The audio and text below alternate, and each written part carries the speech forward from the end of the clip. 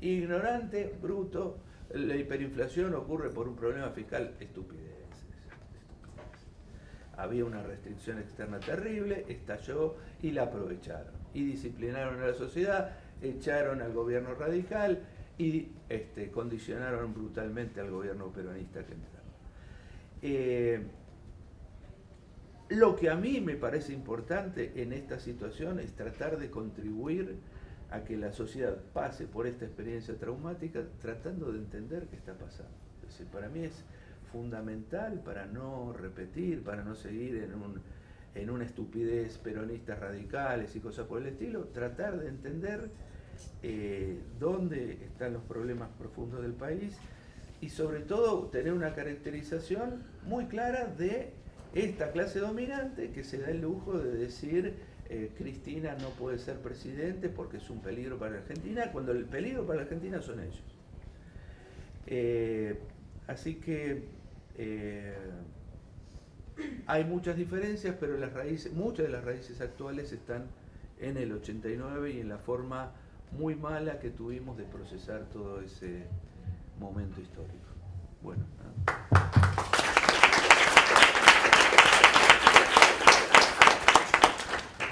Bueno, buenas tardes a todos. Bueno, muchas gracias por la invitación. Gracias a Inés que hizo de puente para que yo hoy esté acá. Qué depresión después de esto, la verdad, tremendo, tremendo. No hay mucho por ahí para agregar, ¿no? Pero digo, los economistas no estamos solamente para tratar de hacer una descripción de qué es lo que está sucediendo. En general lo hacemos mucho porque nos resulta fácil, más a quienes por ahí estamos en la oposición también, porque obviamente es muy fácil ser oposición, pegarle a este gobierno con todo lo que estamos viendo. Todos los indicadores, obviamente, son todos malos, no hay ni uno bueno. Uno, a veces, por lo menos lo que me pasa a mí como economista, es que ya me canso de mirar todas las variables macroeconómicas, porque es obvio que va a seguir siendo negativo. Digo, hoy hablábamos al inicio que se conoció, por ejemplo, hoy el indicador de actividad económica y, por supuesto, dio que hubo otra caída, la 11ª caída consecutiva. Y así sucesivamente, ¿no? Esto que decía Ricardo del riesgo que tenemos en que quizás con algún disparador externo podríamos llegar a caer en una hiperinflación, es cierto. Argentina tiene periodos inflacionarios y tiene el triste récord de ser el país con inflación más persistente del mundo. No por ahí el de más alta hiperinflación, porque han habido otras experiencias hiperinflacionarias que superaron ese 5.000% del año 89, pero sí tiene ese triste récord de tener la inflación persistente. Y la realidad es que los países han logrado de alguna forma dominar las inflaciones, y eso por supuesto nos lleva a pensar si en realidad no es algo premeditado que haya inflación en Argentina, porque por supuesto la inflación es una forma de disciplinar a través del miedo, pero también de extraer una ganancia de un sector y transferirlo a otro, ¿no? Eso me parece que tenemos que pensarlo en cada uno de esos procesos históricos. Respecto del año 89 y cómo se llega a la crisis del 2001, por ahí una sugerencia bibliográfica, que justo me tocó presentar el libro de Julián Sicari en la feria del libro ahora, y la verdad que me parece que tiene muchos puntos de vista que agregan mucho a lo que ya fue escrito. Y coincidiendo con lo que se dijo acá respecto de todas las crisis económicas que hemos tenido en Argentina, que son muchas y que son muy estudiadas también a nivel internacional, creo que uno tiene que hacer un buen diagnóstico para poder tener un plan de gobierno que trate de sacarnos de esta recurrencia que venimos teniendo los argentinos. Y es muy difícil de parte de la política tener siempre esta mirada pesimista. Nosotros, lo que nos pasa a los economistas, que generalmente vamos mucho a la televisión cuando hablamos entre nosotros, es que nos cansamos nosotros también de decir todo negativo, ¿no? Es como... Y si bien, bueno, acá me presentaban como posible candidata a gobernadora, no lo voy a hacer, digo, ¿no? Pero no se ilusionen para la próxima. Pero digo, al margen de que no lo sea, la verdad que uno tiene que tratar de encontrar algo de optimismo en todo esto, porque si no, la verdad que nos suicidaríamos como pueblo, como sociedad.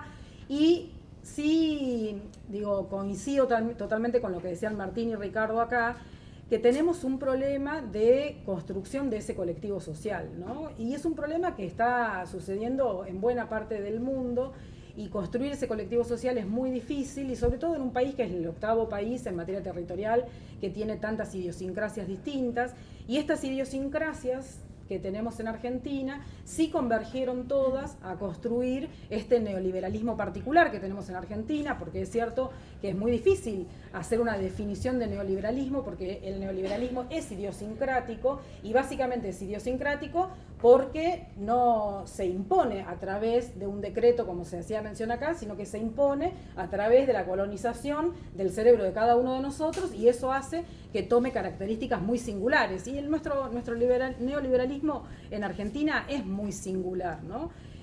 Kuznets, ustedes saben, bueno, fue un premio Nobel de Economía en 1971, si no recuerdo mal, y cuando a él le preguntan en algún momento cuáles eran los modelos de desarrollo que había en el mundo, él dice: es muy simple, los modelos de desarrollo son solamente 4, son los países desarrollados, los países en desarrollo, Japón y Argentina, ¿no? ¿Y por qué yo me gusta siempre mencionarlo a Kuznets? Porque digo, esta singularidad que adquiere el neoliberalismo en las distintas partes del mundo, en Argentina se hace más profundo todavía, ¿no? Y es muy difícil que con herramientas de libros escritos para otros países uno pueda explicar y entender cuál es la realidad que vivimos en Argentina. Hoy estamos viviendo un proceso que sería una mezcla entre conservador, neoliberal y liberal en Argentina, podemos ponerle el mote que quieran, claramente desde la visión económica, una regambre muy fuerte en lo que es la teoría del pensamiento neoclásico, y nosotros, por supuesto, sabemos que teorías económicas hay muchas, pero es la teoría dominante en el mundo y es la teoría que está dominando, que domina también en Argentina. Y esta nueva teoría neoclásica o este nuevo neoliberalismo que estamos viviendo tiene que ver mucho con el mundo financiarizado, ¿no? Que es distinto a cuando se impone el neoliberalismo en todas partes del mundo, cuando se derrumba o cuando termina el proceso fordista en los años 70, que inicia este proceso de instalación del neoliberalismo. Es distinto ese neoliberalismo de lo que estamos viviendo hoy en día. Y hoy es un proceso básicamente financiarizado de extracción de renta y de transferencia de renta.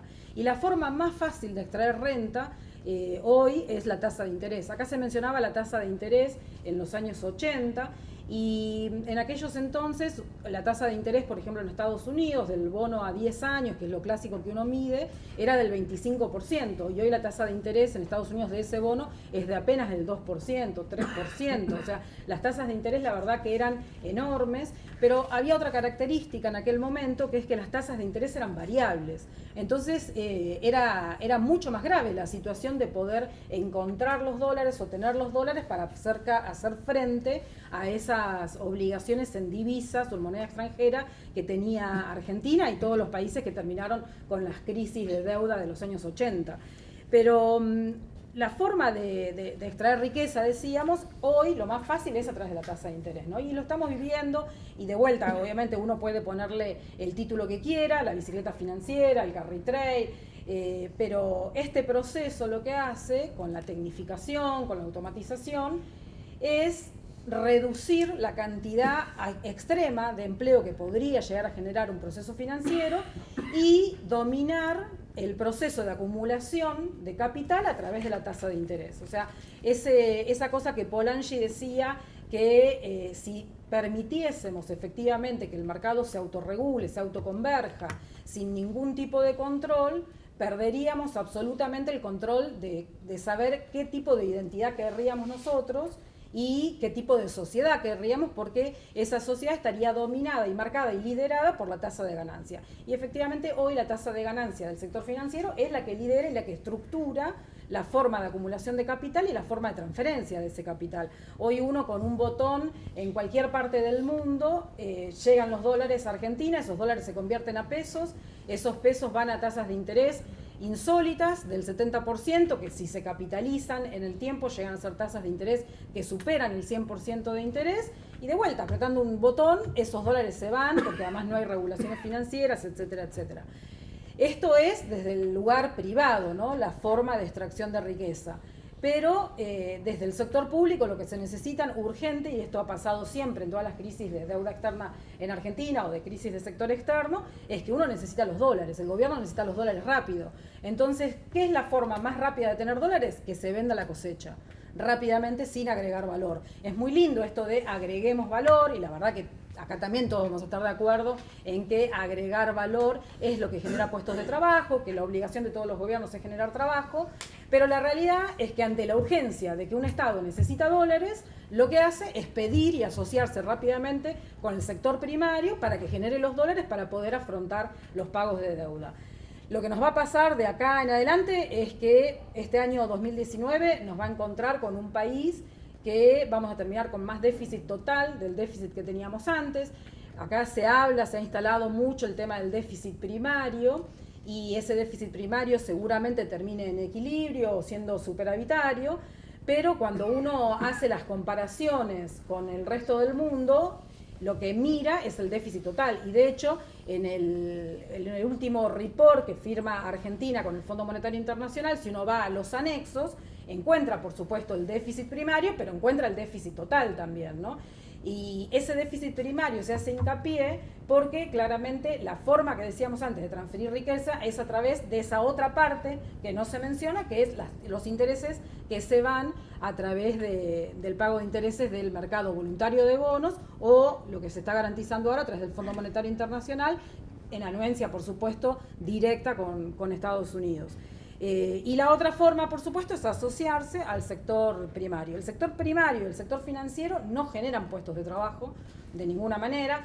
Y yo siempre me gusta decir que en realidad hoy por ahí hasta es ingenuo creer que el sector primario no genera puestos de trabajo de calidad o no genera encadenamientos de calidad. Lo que no genera puestos de trabajo de calidad es en Argentina, pero la realidad es que sí genera puestos de trabajo, y esos puestos de trabajo tienen que ver con la incorporación de lo que es la ciencia y la tecnología al desarrollo de cada uno de los distintos sectores agropecuarios, por exigencia de insumos que se demandan en otras partes del mundo. Argentina, por ejemplo, y la provincia de Buenos Aires en particular, es la zona, nosotros decimos que la provincia de Buenos Aires tiene una economía regional. Muchas veces uno sabe las economías regionales de las otras provincias, en Río Negro las manzanas, en Corrientes y Misiones los yerbateros o los tabacaleros en el Chaco, el algodón en Santiago del Estero, Chaco y Formosa, el azúcar en Tucumán y Jujuy, pero la provincia de Buenos Aires también tiene su economía regional que está vinculada con el trigo. Y Argentina es uno de los grandes exportadores de trigo del mundo, pero somos importadores tanto de maquinaria, por ejemplo, para hacer pastas secas, como también de pasta seca. Nosotros en Argentina importamos pasta seca. China, Alemania y Italia no son grandes productores de trigo, pero sin embargo son grandes exportadores de pasta seca y también de maquinaria para hacer la pasta.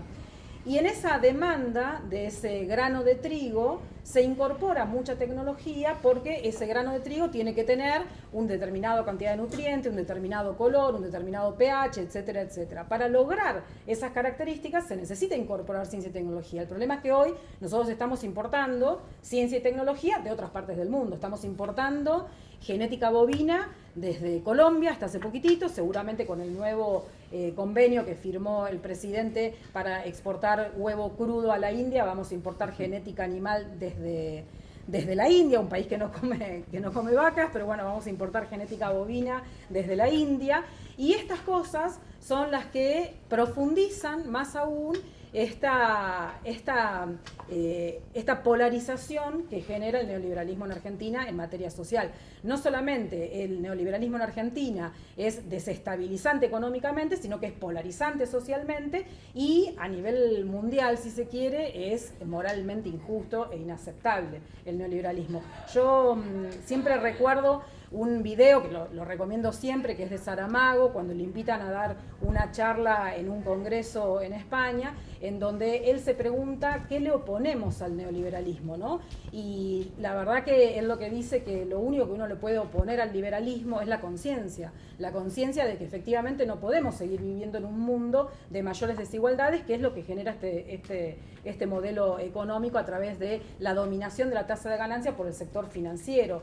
En Argentina estas desigualdades también van a ser un resultado de este año 2019, porque cuando esta prepotencia que tuvieron varios gobiernos en Argentina de convertir y de desarrollar la industria en Argentina, generando puestos de trabajo en ese sector, hoy está totalmente diezmado y eso genera que haya una desigualdad mucho más grande y básicamente porque se produce esta transferencia de recursos. Hoy nosotros no vivimos un modelo de ajuste en Argentina, sino que vivimos un modelo de transferencias. El 10% de la población más rica de Argentina hoy es más rica de lo que era en el año 2015 y por supuesto de lo que era en años anteriores. Cada vez que una oleada neoliberal se apodera o limita más todavía la autonomía relativa en términos de poblancia de lo que es el gobierno, claramente va perdiendo la clase media y las clases más vulnerables, ¿no? Lo que sucede hoy con esa autonomía relativa del Estado es que ya ahora tenemos el sector internacional como mucho más fuerte de lo que por ahí lo podíamos visualizar antes, más en los términos por ahí de Claudia von Brandmühl, que ella critica mucho a Poulantzas y a Marx en el sentido de los límites territoriales en la definición de lo que es el capital, y en realidad lo que ella dice es el capital siempre se tuvo que encontrar en sus modos de relación a nivel internacional, y hoy básicamente creo que lo que está sucediendo es esa exteriorización hacia el extremo. Pero bueno, ese 2019 nos va a encontrar entonces con un país mucho más endeudado, con una provincia de Buenos Aires, si me permiten por mi pertenencia a la provincia de Buenos Aires, que se endeudó a una tasa más vertiginosa de la que se endeudó el gobierno nacional. Nosotros en el año 2003 teníamos una tasa de deuda respecto del Producto Bruto que uno puede buscar indicadores internacionales para tratar de sacarlo de las subjetividades que uno puede tener en nación, que era aproximadamente del 60%, que termina en el año 2015, pero en el año 2003 había sido el 144%, 136%, dicen algunos autores, pero bueno, superior al 100%, y hoy de ese 60% en este año ya estaríamos en el 85, 90% aproximadamente, y si el Producto Bruto llega a caer, y como está estimado por las proyecciones oficiales en el presupuesto de la Nación, esa deuda ya estaría representando arriba del 100%. Si llega a ser superior la caída del Producto Bruto, hay quienes estiman que la deuda va a ser el 122%.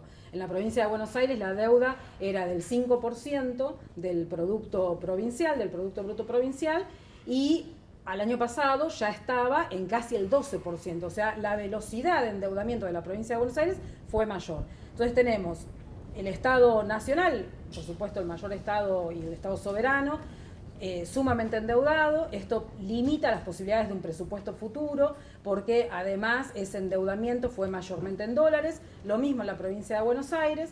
Vamos a tener mayores niveles de pobreza, mayor desigualdad, mayor déficit total en los dos estados. Y por otra parte, una estructura productiva que se financiarizó y se primarizó.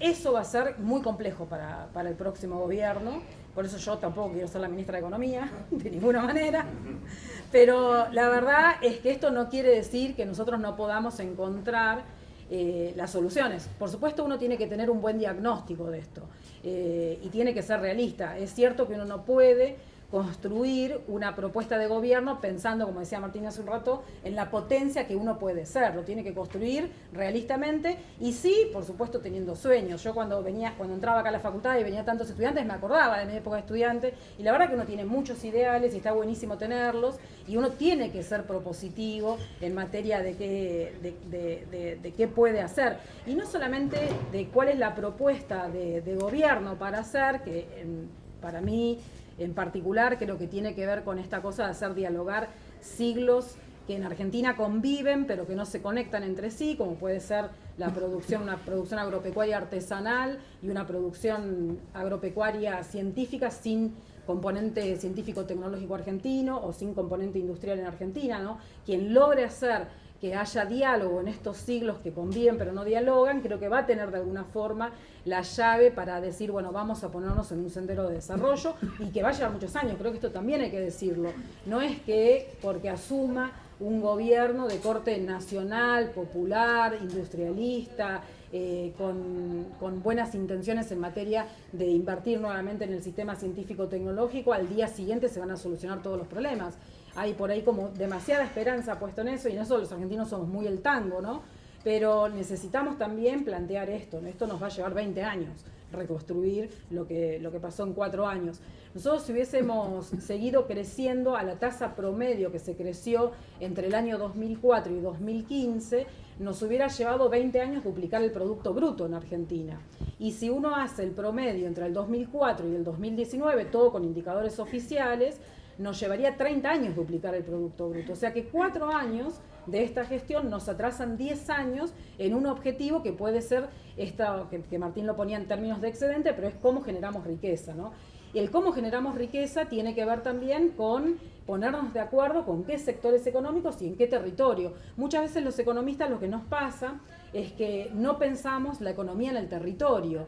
Y estar sentado en La Plata, como fue mi caso, pensando la economía de la provincia de Buenos Aires, que es enorme, es el 11% del territorio de Argentina, el 40% de la población de Argentina, pero también la economía diseñada desde la Plaza de Mayo a todo el territorio, la verdad que no funciona.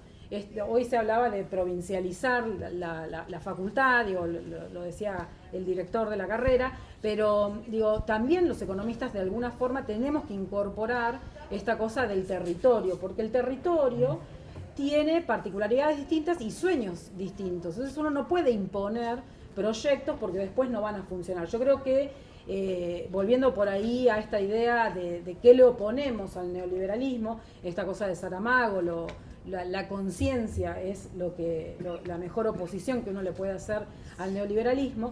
El Papa ha llamado ahora a una serie de economistas a reunirse en Asís, creo en mayo del 2020, para plantear un nuevo acuerdo social de una economía más humanizada, ¿no? Y en ese acuerdo social lo que está planteando es primero convocar economistas de todo el mundo, pero que no tengan que ver simplemente con el sector católico, sino con todas las religiones, para tratar de hacer una propuesta de cómo se tiene que cambiar este capitalismo para que deje de ser inmoral que en el mundo haya cada vez más pobres. Y también, la propuesta que por ahí hace Cristina Fernández de Kirchner cuando presenta su libro, esta cosa del contrato social con responsabilidad ciudadana. En particular, yo creo que tenemos que tener un contrato en nuestro país que sea un contrato de responsabilidad federal también, ¿no? Argentina es uno de los pocos países federales del mundo. En Argentina, en el mundo hay unos 200 países, de los cuales 20 y pico nada más son países federales. Nosotros lo tomamos con mucha naturalidad porque estamos acostumbrados, pero la realidad es que no hay tantos países federales en el mundo, y de los países federales hay países más grandes, como puede ser Rusia, pero países muy chiquititos, como puede ser Suiza, que son países federales, y han resuelto de alguna forma esta construcción de nacionalidad y construcción de responsabilidad fiscal y responsabilidad productiva. Yo creo que nosotros tenemos que pensar este diálogo de los siglos en una cuestión temporal, pero también en materia territorial. Y pasando, y para cerrar por ahí, me parece que no es menor, estando acá en una casa de estudios académicos, nosotros creo que tenemos que hacer una redefinición de la economía, porque la economía que Adam Smith, o el padre de la economía, como le decimos nosotros, pensó, no era ajena a cómo se vivía socialmente, porque claramente Adam Smith, antes de escribir La riqueza de las naciones, escribe un tratado moral y escribe muchas otras cosas, y menciona la mano invisible, de lo cual se agarra por ahí toda esta corriente de pensamiento para hacer de un Estado más chico que solamente garantice la ganancia rápida del capital. Pero lo que él en algún momento dijo es que una sociedad nunca va a poder ser feliz si uno convive con la pobreza y con la miseria del otro, ¿no? Y en esa construcción de esos mercados autorregulados, nosotros los economistas creo que tenemos un desafío enorme en materia de redefinir la economía. Nosotros no podemos empezar las clases de economía diciendo la economía es la ciencia que estudia la escasez de los recursos en un mercado que se autorregula. La verdad que la economía no es eso. La economía, yo estoy convencida que tiene que ver con las 3 preguntas que dejaba plasmadas Martín, que es cómo generamos excedente, cómo distribuimos ese excedente, y el Estado cuánto usa de ese excedente para poder seguir alimentando ese proceso de creación de riqueza. Y en esa creación de riqueza, yo creo que en Argentina, por lo menos, nosotros tenemos que preguntarnos no solamente cuál es el rendimiento que tiene cada uno de los sectores en materia productiva, sino cuál es la generación de puestos de trabajo que nos va a llevar cada uno de los sectores, porque claramente para que esa definición que hacía Adam Smith de tener una sociedad más justa, en donde no haya pobreza, donde no haya miseria, tiene que ver para nosotros con la generación de puestos de trabajo y el trabajo como vehículo de la movilidad de esa distribución del excedente a la que hacía mención Martín sin dar las respuestas, digo, me atribuyo dar la respuesta, ¿no?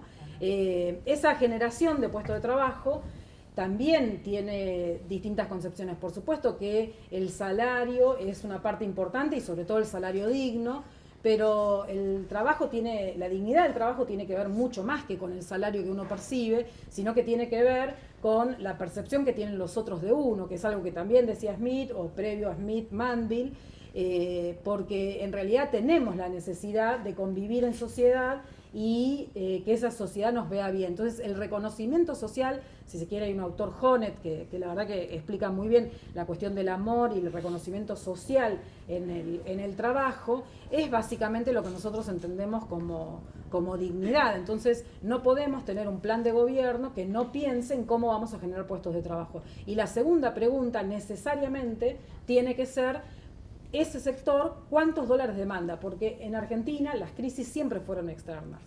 Entonces tenemos que estar preparados para saber cómo generar ese tipo, esas divisas que va a necesitar ese sector. Cuando uno estudia en el mundo cómo fueron los procesos de crecimiento y de desarrollo de los países, lo que observa es que siempre fueron liderados por procesos de salarios distributivos, de salarios altos. En muchos países también fueron liderados por modelos liderados por la ganancia, en algunos casos a través de las exportaciones, nunca a través de la deuda, pero siempre tuvieron un componente doméstico de redistribución a través de los ingresos, y eso fue lo que fue empujando al desarrollo. Y lo que ha pasado desde los años 70 en adelante con el neoliberalismo es que los salarios pierden participación relativa dentro del Producto Bruto en general en todos los países. En el año 2008-2009, con la crisis internacional, una de las grandes crisis del capitalismo, lo que se termina convalidando es que los bancos son el sector ganador, el sector financiero es el sector ganador, cuando desde las potencias que más sufrieron esa crisis se rescató a los bancos y no a la población, que era la más afectada. Y esto lo que hizo en Estados Unidos, por ejemplo, es que el empleo siga creciendo fuertemente, que es lo que estamos viendo, por ejemplo, ahora, pero los salarios nunca volvieron a tener la participación que tenían antes de esa crisis internacional. El argumento que tratan de esbozar varios teóricos en Estados Unidos es que es por la falta de un sindicalismo fuerte, ¿no? Que no hay una organización a través del sindicalismo que defienda el salario de los trabajadores. Y yo personalmente creo que es un objetivo del neoliberalismo desbaratar los sistemas de organización de los trabajadores. Por eso Ricardo hacía mención a cómo había sido el funcionamiento de nuestro sector gremial en las crisis, en todas las crisis que hemos tenido, y la realidad que yo por lo menos lo veo que es la consecuencia de estos procesos neoliberales. Los neoliberales en general, a través de una crisis, lo que hacen es desarticular las demandas sociales y empiezan a surgir, como surgieron allá en el año 89, pero que después se profundizó en el año 2001, las demandas a través de grupos sociales específicos, pero que no logran tener un objetivo en común, porque además no están formalizados en el sistema o en la matriz laboral. Entonces se atomiza también, en esta cosa que tiene el neoliberalismo de atomizar y de individualizar y hacernos cada vez más egoístas en la sociedad, también se atomizan esos reclamos sociales sin posibilidades de organización. Y básicamente eso tiene que ver con el miedo y con el disciplinamiento. Cuando Prat Gai, en una de sus intervenciones públicas, dice: piensen lo que quieren hacer, es pedir salarios o tener garantizado el trabajo, básicamente lo que está haciendo es disciplinarnos a todos nosotros. Y el endeudamiento del sector privado, de las familias, también es otra forma de disciplinar, porque cuando otro de los fenómenos que surgen en los años 80 es que las familias empiezan a endeudarse mucho, no solamente los estados. Y cuando la familia se endeuda, Lo que sucede es que tiene mucho miedo a perder el trabajo, entonces también es una forma de no reclamar por aumentos salariales y es una forma de no participar en esa organización gremial, porque uno no puede perder el trabajo porque si no va a perder la casa si se queda sin trabajo y no puede pagar las cuotas. Entonces el endeudamiento como complemento a la pérdida salarial, que es lo que está haciendo hoy en día el gobierno a través de los créditos ANSES, también es una forma de disciplinamiento como más inconsciente, si se quiere, y tiene que ver con esto que se dijo acá hace un ratito, que efectivamente el neoliberalismo no nos damos cuenta, y muchos a veces proponemos medidas que son neoliberales sin darnos cuenta, ¿no?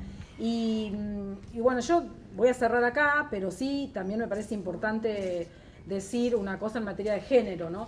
Yo no soy economista de género, la verdad que siempre que me piden dar una charla de género, digo más o menos lo mismo, ¿no? Digo, a mí prefiero hablar de deuda, de sistema tributario, de presupuesto, que es lo que yo sé, pero claramente una sociedad tampoco va a ser más justa si las excluidas somos siempre las mujeres, si las mujeres recibimos como salarios 30% menos que los hombres y si no tenemos oportunidad de poder participar igualitariamente en una sociedad.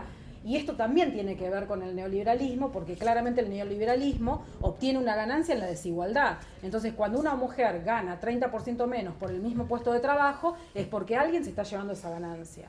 Y esa desigualdad también tenemos que tratar de resolverla entre todos. Y digo entre todos porque no es solamente una pelea de las mujeres. Tener una sociedad más justa involucra a toda la población. Stiglitz en algún momento dijo, en esa concepción neoclásica y apelando al egoísmo del neoliberalismo, la sociedad nos priva del talento de los pobres, pero yo siempre digo, bueno, la sociedad nos priva a todos del talento de las mujeres. Entonces tratemos entre todos de entender que vamos a tener una sociedad más justa con las mujeres y no sin ellas. Ayer yo veía la foto de los intendentes de nuestro espacio político en Cañuelas y la verdad que era abrumador en ese sentido. Eran 44 hombres y 2 mujeres y creo que por eso también hay mucho castigo a la mujer que se mete en la política, sobre todo a Cristina Fernández de Kirchner. Pero digo, más que nada, creo que todo este neoliberalismo y esta cuestión egoísta que nos trata de imponer como pensamiento, hace que muchas veces no nos demos cuenta de que hay cosas que están fallando enfrente de nuestras narices. Entonces, apelar a que, estando en esta casa de estudio, todos tratemos de imaginar que es posible una ciencia económica distinta, que esté integrada a las disciplinas sociales. La economía no es matemática, por más que, por ejemplo, yo vengo de la Universidad de La Plata, en donde básicamente la economía es pura matemática, pero digo, la economía es una ciencia social y no puede estar escindida de las teorías sociológicas. Y por otra parte, tratar de entender cada vez que uno recibe estas noticias que están todo el día metiéndosenos en la cabeza, tratar de desgranarlas y poder explicarlas con facilidad, porque si no lo entendemos, la verdad que va a ser muy difícil salir de esto. Muchas gracias.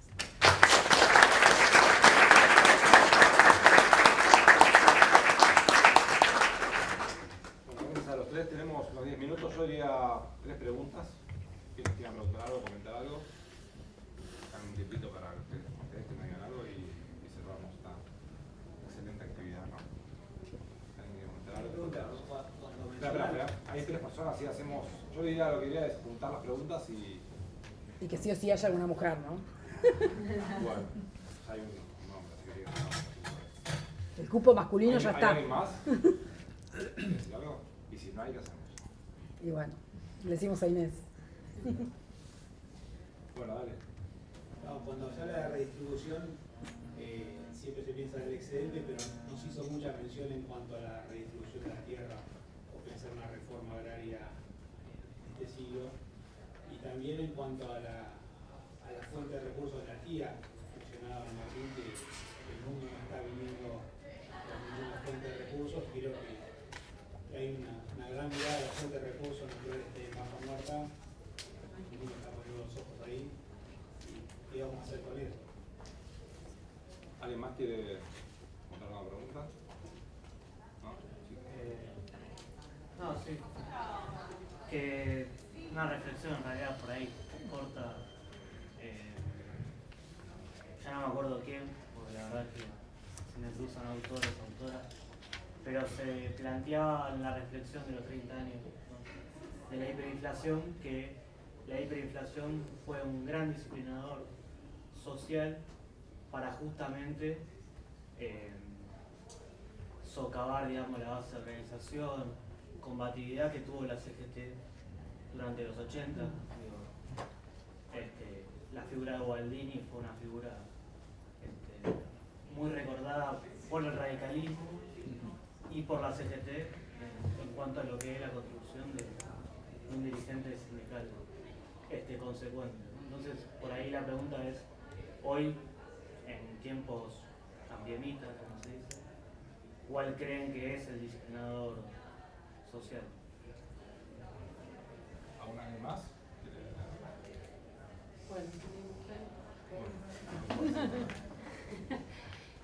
Es cortita.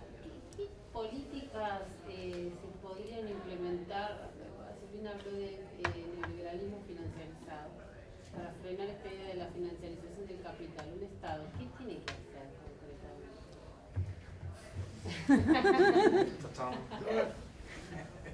Bueno, ahí tomen como quieran las respuestas para los tres, pues ninguno pidió a alguien especial, así que. Martín. Telegráfico, pero muy telegráfico. Voy a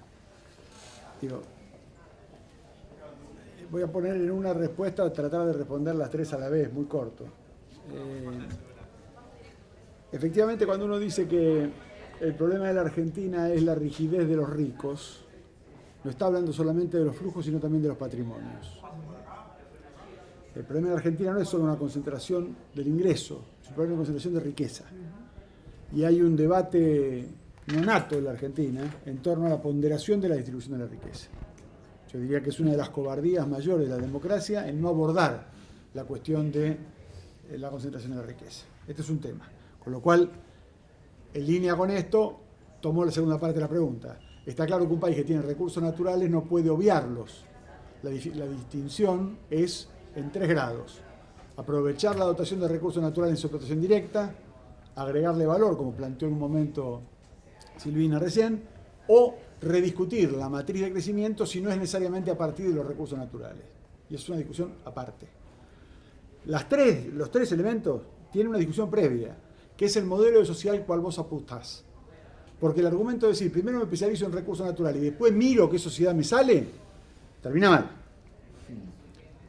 Uno tiene que discutir primero con qué modelo de sociedad quiere ir y a partir de ahí empieza a trabajar sobre los excedentes relativos de cada uno de los ciclos de producción. Materia prima comercializable internacionalmente, ciclo de creación de valor doméstico o producción de un departamento de bienes de capital asociado o no, o de bienes de capital o de servicios asociado o no a esa explotación.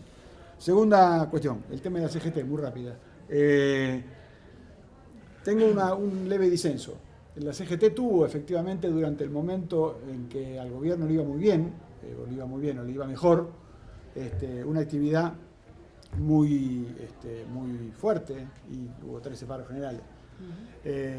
Yo tengo una lectura un poco distinta en un punto. Esa lógica, si bien yo defiendo, y de hecho no se declaró ilegal ningún paro, ni hubo ningún conflicto con ningún paro, venía de un problema muy grave, que fue la negativa de la CGT y de la burocracia sindical peronista de permitir la democratización de los gremios. Y eso no era un bloqueo a fuerzas del radicalismo, sino que era un bloqueo a fuerzas de la izquierda. Entonces, el proceso de corporativización de los sindicatos, que fue la misma dirección política, la que lo sostuvo Gualdini, la CGT, la que negoció con Menem la venta del patrimonio público, yo la miraría en suspenso. No hubo Gualdini, quiero hacerla. A mí me tocó ser... Lo digo esto porque han pasado muchos años. A mí me tocó ser la contraparte de Ubaldini en varias negociaciones salariales. Con lo cual, a pesar de los años, me acuerdo, yo era muy pendejo, digo esto para aclarar que no tengo 100 años, y francamente no es el caso de Ubaldini. Pero de los otros, empezando por el insigne Pedraza. A ver, para que nos entendamos, Pedraza era mi contraparte en la Unión Ferroviaria en ese momento. El mismo tipo que es responsable del asesinato de Ferreira. O sea, para entender los sujetos que sostenían Ubaldini sin ser Ubaldini. Y finalmente la última pregunta que planteaste vos, desde mi punto de vista, la financiarización. El Estado ya no puede desaparecer de la financiarización. Uno de los mecanismos centrales del capitalismo, del cual el Estado forma parte, es que a las sociedades hoy se la maneja con la tasa de interés y con la deuda. Como antes se la manejaba directamente por la extracción de plusvalía en el territorio, como lo planteó ella no, hace un ratito, es decir, la territorialidad de la explotación era el mecanismo directo de extracción del excedente. Hoy los mecanismos son mucho más difusos a través del manejo de la tasa de interés, de los procesos de endeudamiento y del gasto público en materia de pago de intereses, porque mantiene algo que algún día también la Argentina habrá que discutir, que es nada más ni nada menos la existencia de capital ficticio. Argentina está lleno de papeles que no tienen correlación con la capacidad de creación de riqueza. ¿Sí? Papeles que expresan riqueza, que dicen esto vale $15.000, $50.000, $150.000, de propiedad inmobiliaria hasta títulos de empresas. La capacidad de la Argentina de crear dólares para surtir esa riqueza no existe. Estamos discutiendo una ficción, para mantener viva esa ficción, estamos discutiendo el sacrificio de la sociedad. Por eso digo que la financiación es un problema todavía más complejo, porque la financiación alimenta esa existencia de capital ficticio y esa existencia de stock de riqueza que no se disputan. Por eso digo, sacar la financiarización hoy, aunque parezca joda decirlo, es ser anarquista, porque desaparece el Estado.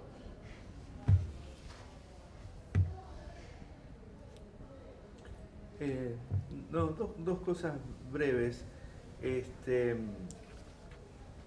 Justo el otro día estuve con un economista boliviano, ¿no?, que me estuvo aclarando mucho de la experiencia de Evo Morales, con todas las complejidades que tiene, y aprendí mucho. Pero me parece que una de las cosas, vos pensabas tema reforma agraria, vaca muerta mencionaste. Hay varias cuestiones larguísimas para discutir. Yo creo que un país que necesita desarrollar muchas cosas no le puede hacer asco a explotar sus recursos naturales. Después vemos cómo hacemos para no envenenar a la gente, para no envenenar el agua. Eso es otra. Pero digo, en principio nosotros tenemos que movilizar toda la capacidad productiva del país, que es mucha. Si el Estado pudiera captar parte de la renta de esos sectores y usarla inteligentemente, tendremos una formidable palanca de crecimiento económico, lo que me lleva al gran tema para mí, que es el tema del Estado, que en Argentina parece que fue una especie de cosa, una maldición o algo. Digo, las ciencias organizacionales han avanzado extraordinariamente. Digo, hoy en día se sabe cómo se arma una multinacional, es decir, qué tenés que hacer para armar.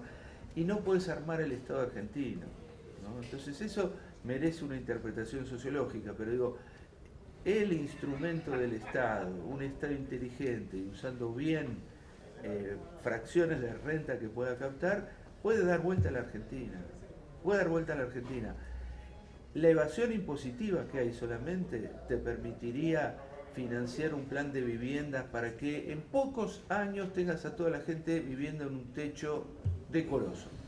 Y así con un montón de cosas, digamos. Estas cosas que estamos pasando estos días, reducir la ración alimentaria de los chicos, reducir la cantidad de vacunas, es insólito, es demencial. Y termino con esto para dejarle unos minutos a Silvina.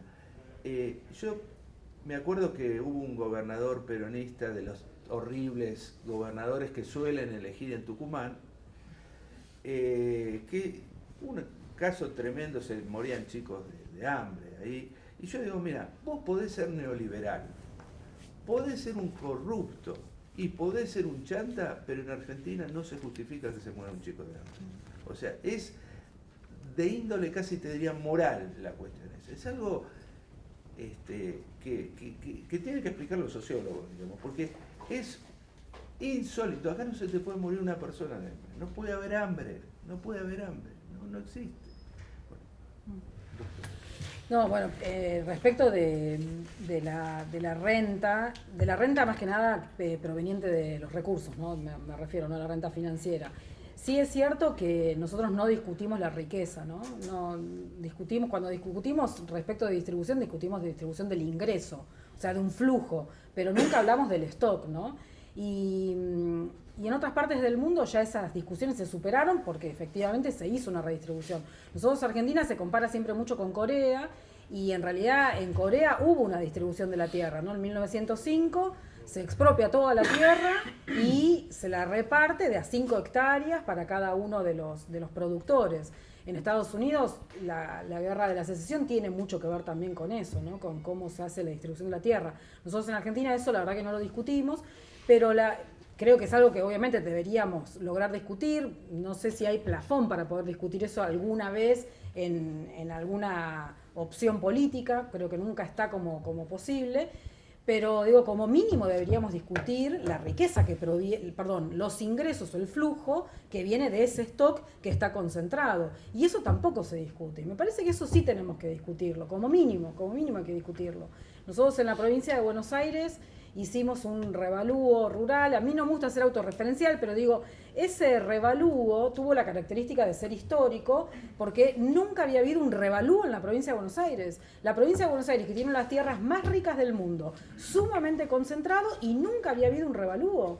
Y la verdad que esto es inédito que haya sucedido en Argentina y en la provincia de Buenos Aires. Se había hecho un avalúo en los años 30 porque se implementó el impuesto inmobiliario. Entonces había que tener una base imponible para hacer el impuesto. Pero después de eso jamás se había hecho un revalúo de la tierra. Y por supuesto que la tierra cualquier propiedad va modificando el valor. Y se aceptaba en la provincia de Buenos Aires que venía la mesa de enlace provincial con la ley impositiva que la provincia iba a cobrar al año siguiente, por ejemplo. Entonces, con esa intención se hizo ese revalúo, aunque sea discutir el flujo que viene de la concentración de esa riqueza para tratar de hacer redistribución del ingreso a través de eso. La mala noticia es que, por más que hicimos el revalúo, no logramos hacer redistribución del ingreso. El impuesto inmobiliario rural en la provincia de Buenos Aires históricamente había sido el 8%, había bajado notablemente por imposición obviamente de la mesa de enlace todos los años con la ley impositiva, y había llegado al 6%, 5%, y con el revalúo rural logramos aumentarlo al 8%. O sea, la verdad que fue una pelea tremenda, que terminamos, yo terminé amenazada, Biolcati subió a la legislatura con una masa rompiendo un edificio, que no sé qué tiene que ver romper un edificio con una masa, para poder no sacar un revalúo. Y después en la práctica la verdad es que el resultado fue muy chico. Sí, por ahí pudimos reinstalar lo que es el impuesto a la herencia, y esto tiene que ver con esta cuestión federal de la que yo hablaba antes, ¿no? Cuando estuvo Piketty acá en Argentina, él mencionó el impuesto a la herencia de la provincia de Buenos Aires. Y la verdad que él, la crítica que hace es que cómo lo va a hacer una provincia, porque si nosotros nos consideramos que somos un país federal y no una federación de autonomías, esos impuestos tienen que estar coordinados y tienen que ser o nacionales o puestos en simultáneo en todo el país. Las bases tributarias, para tener un sistema tributario justo, tienen que ser con la misma metodología, respetando, por supuesto, las localías. Pero cuando la provincia de Buenos Aires hace un revalúo para cobrarle más a la renta agraria, y en Salta o en Tierra del Fuego no lo hacen, claramente se generan inequidades muy grandes, que profundizan todavía las inequidades que tiene el país. En vez de tratar, siendo la intención solucionar parte de las inequidades, se generan otras inequidades. Entonces, la verdad que el desafío federal es enorme. Respecto de los sindicatos, bueno, coincido, Martín acá lo dijo, ¿no? Pero en general, cuando hay momentos de bonanzas o bonanzas relativas, los sindicatos hacen más paro que cuando no. El impuesto a las ganancias, el reclamo del impuesto a las ganancias en la gestión anterior tiene que ver con, si se quiere, con esos 12, 13 paros que se hicieron en la mejor época de Alfonsín, no se hacen después. Y tiene que ver con esta desarticulación que impone el neoliberalismo. Yo creo que la forma de disciplinar hoy es el miedo a la pérdida de trabajo. Hoy en Argentina tenemos una combinación de las dos crisis, lo que fue el año 2001 y la crisis del 89, porque estamos en riesgo de que podemos tener hiperinflación, entonces estamos todos con miedo por la hiper, sin ser 5.000%, pero también tenemos el miedo de no caer en ese 20 y pico % del año 2001-2002. Entonces tenemos como esos dos disciplinadores, la falta de trabajo y la inflación como redistribuidores los dos, ¿no? Redistribuidores de riqueza los dos. Y respecto del capital financiero, yo creo que otra característica que tiene el capital financiero y la casi imposibilidad de oponerse al sector financiero es que hoy estamos en presencia de estados post-soberanos, que todavía no conocemos qué son esos estados post-soberanos. Nosotros hoy lo que podemos saber es que el capital no le pertenece a Estados Unidos. Trump no es el dueño del capital, ¿sí?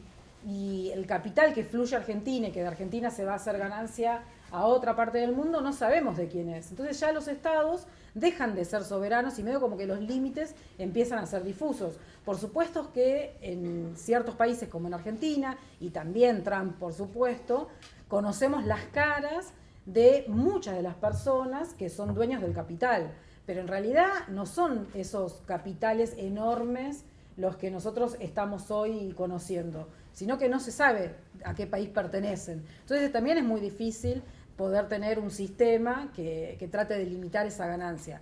El problema también que nosotros tenemos en Argentina es que hoy se facilita, ¿no?, esa extracción de la riqueza con estas bicicletas financieras que impuso este gobierno. Entonces, como mínimo, tratar de hacer eso. En Chile los capitales especulativos pueden ingresar, pero la exigencia es que estén como mínimo 2 años de estacionamiento en el país. En Argentina pueden entrar hoy, irse mañana y hacer una ganancia extraordinaria sin ningún tipo de inconveniente. Entonces, algún tipo de regulación, por supuesto, que tiene que haber. ¿Puedes hacer una pregunta? Bueno, vamos. Ustedes hablaron de que hay una discontinuidad entre el neoliberalismo que aún no se pudo romper. Pero, sin embargo, el neoliberalismo ha generado nuevos actores en la economía. Bueno, son los trabajadores y patrones, los que generan el cartonaje, incluso en el problema agrario. Cerca de La Plata, en Ruta 36, creo que vos lo viste perfectamente bien. ¿Cómo se incluye eso? Porque indudablemente el capitalismo está dejando cada día más, o el neoliberalismo cada día más, está dejando marginado de gente que no se va a poder incluir en el trabajo industrial. ¿Qué hacemos con ese número de gente? ¿Cómo se inserta en la agenda?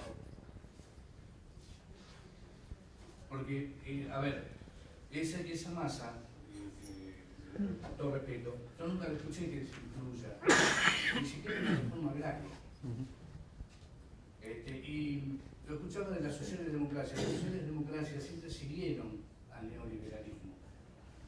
El ejemplo de España, por ejemplo, o la misma Revolución Rusa, si queremos ir un poco más atrás, la problemática de los mencheviques y que abortaron el proceso obrero. Le aclaro que yo no soy comunista ni nada por el estilo, soy peronista, con todo el decir, aclaro que intelectualmente soy peronista, muy peronista, pero me refiero que si la socialdemocracia es una cola, digamos, del neoliberalismo. Sin embargo, no se da respuesta, ni siquiera la problemática capitalista, ni siquiera esa problemática marginal. ¿Cómo se inserta eso? ¿Me explico lo que quiero decir? Sí, perfecto. Una sola cosa te voy a decir, que a mí me parece que todos estos procesos son socialmente muy disruptivos y van creando todo tipo de actores inesperados de toda índole. Me parece que, acá estamos en sociología, lo que hay que hacer es, el Estado, lo que tiene que hacer es estar detectando permanentemente todas estas novedades, entendiendo las lógicas de vida, de trabajo, de rebusque que tienen y diseñando políticas específicas para cada sector que es distinto. O sea, la diferencia con el mundo socialdemócrata era que vos tenías amplias masas de trabajadores sindicalizados, estaban encuadrados, estructurados, eran trabajadores asalariados y eso era fantástico porque había una forma muy clara de manejar esa situación.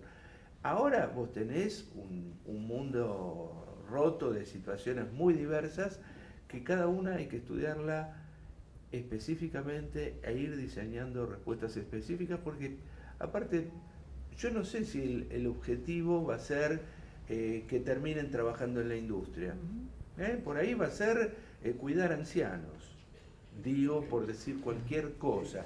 Es decir, los tipos de trabajo, las cosas que vamos a necesitar no son las mismas que las del pasado y va a haber que pensar, lo que sí, tiene que ser una vida agradable, satisfactoria y también vinculada a poder disfrutar.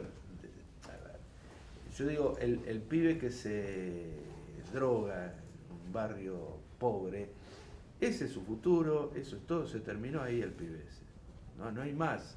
No son capaces de visualizar ninguna cosa después de 20 y algo de años, no hay nada.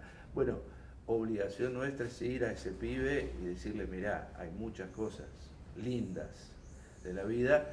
Y ahí yo creo que la deficiencia que tuvo el gobierno kirchnerista es un enfoque viejo en ese ámbito es decir, a ver cómo lo reinsertamos en el mundo laboral. Hay una camada de gente que hay que reinsertarla en la civilización, no en el mundo laboral solamente.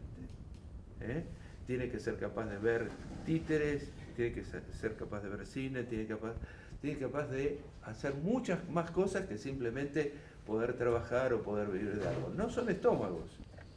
Entonces ahí me parece que hay muchísimo para la imaginación en el sentido de trascender las viejas políticas asistencialistas y pensar cosas novedosas en un paquete que no tiene que ser solamente de alimento, sino de muchas otras cosas, porque necesitamos imperiosamente recuperar para la sociedad toda esa gente.